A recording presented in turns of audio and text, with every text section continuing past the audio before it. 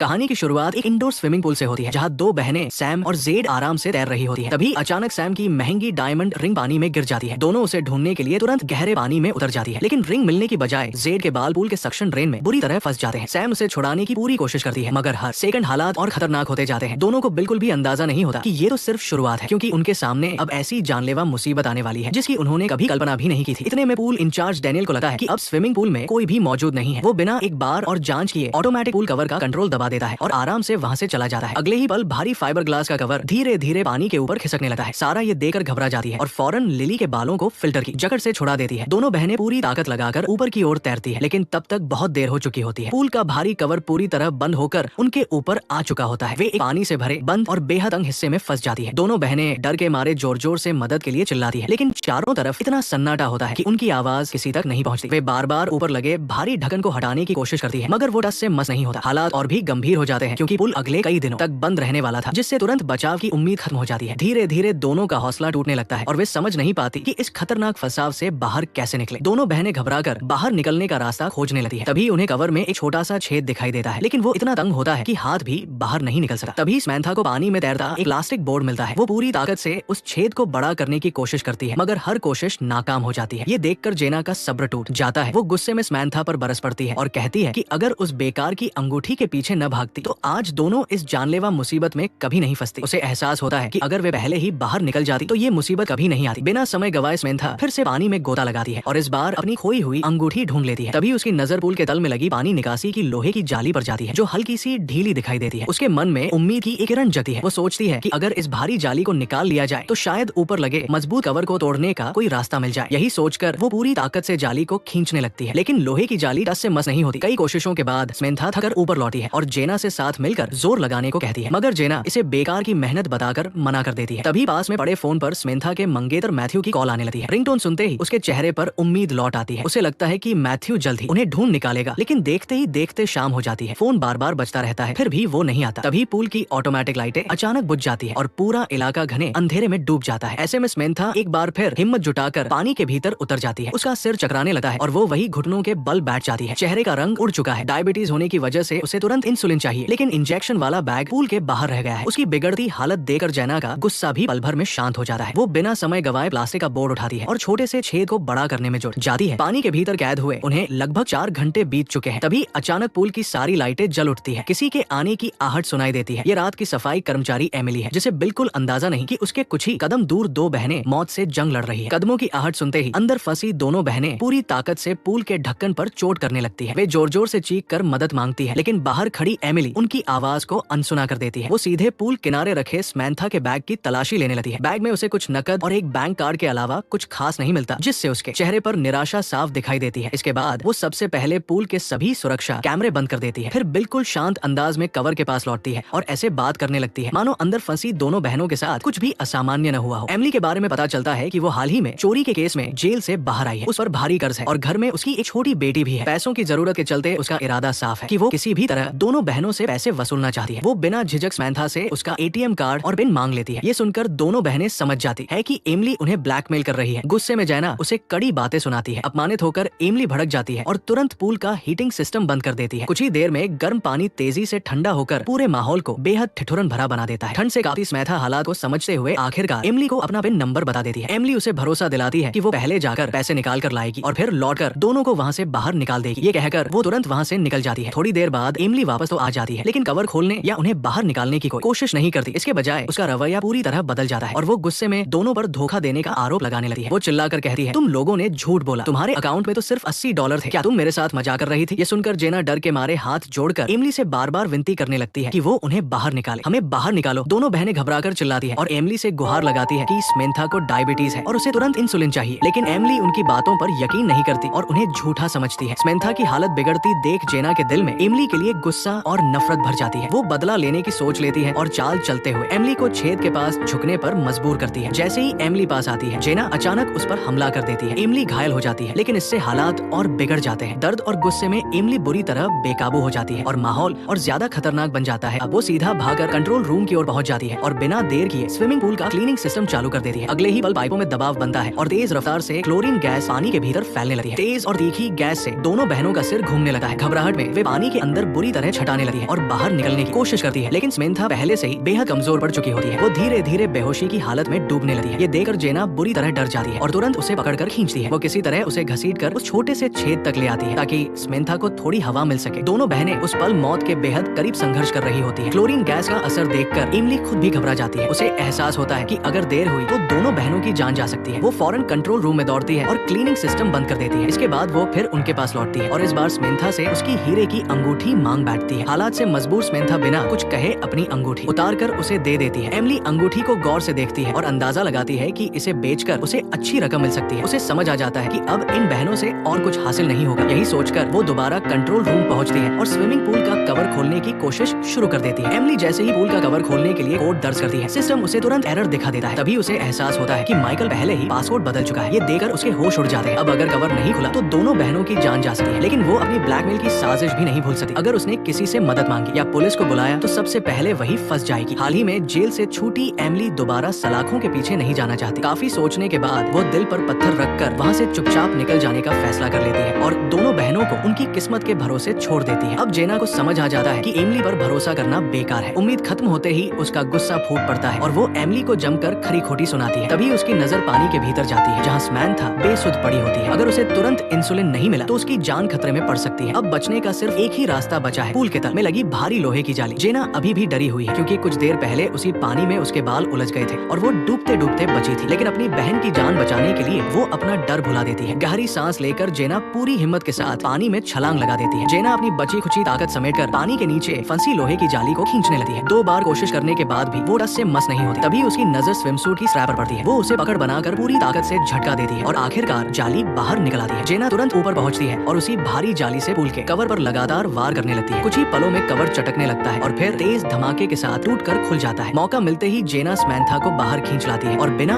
एक सेकंड गवाए उसे इंसुलिन का इंजेक्शन लगा देती है। अब उसकी सांसें धीरे धीरे सामान्य होने लगती है। कुछ देर बाद स्मैंथा को आखिरकार होश आ जाता है और उसे संभलता देख जेना चैन की सांस लेती है। तभी अचानक एमिली फिर से वहाँ पहुँच जाती है। इस बार उसके हाथ में पिस्तौल है और वो सीधे दोनों बहनों पर निशाना साध लेती है। उसे यकीन है कि अगर ये दोनों जिंदा बच गई तो पुलिस के सामने उसका पूरा सच खोल देंगी। यही सोचकर वो फैसला कर चुकी है कि अब इन्हें हमेशा के लिए चुकरा देना ही सबसे सुरक्षित रास्ता है। बंदूक देकर जेना घबराकर स्मैंथा से चिपक जाती है और रोते हुए कहती है कि वे किसी से कुछ नहीं कहेंगी। मगर एमिली उनके एक भी शब्द पर भरोसा नहीं करती और ट्रिगर पर उंगली रखे उन्हें घूरती रहती है। बंदूक थामे एमिली धीरे धीरे उनकी तरफ बढ़ती रहती है। हर रास्ता बंद होता देख जेना को अचानक उसकी सबसे बड़ी कमजोरी याद आती है। वो पूरी ताकत से चिल्लाकर कहती है, अगर आज हमने जान गंवा दी तो तुम्हारी बेटी का क्या होगा। ये सुनते ही एमिली ठिठक जाती है। उसकी आंखों में एक पल के लिए पश्चाताप साफ दिखाई देता है। कुछ देर खामोश रहने के बाद वो बंदूक नीचे कर देती है और स्मैंथा की अंगूठी वापस लौटा देती है। मौका मिलते ही जेना तुरंत 911 पर कॉल कर मदद बुलाती है। अपने किए वादे को निभाते हुए वो एमिली को वहाँ से निकल जाने का भी मौका देती है। काफी संघर्ष और मौत से लंबी जंग के बाद आखिर दोनों बहनें सुरक्षित बच निकलती है। यही इस रोमांचक कहानी का अंत होता है। इस कहानी की सबसे बड़ी सीख यही है कि तैराकी करते समय गहने न पहने और हमेशा स्विमिंग कैप का इस्तेमाल करें। छोटी सी सावधानी बड़ी दुर्घटना से बचा सकती है। इसी संदेश के साथ ये कहानी यही समाप्त होती है।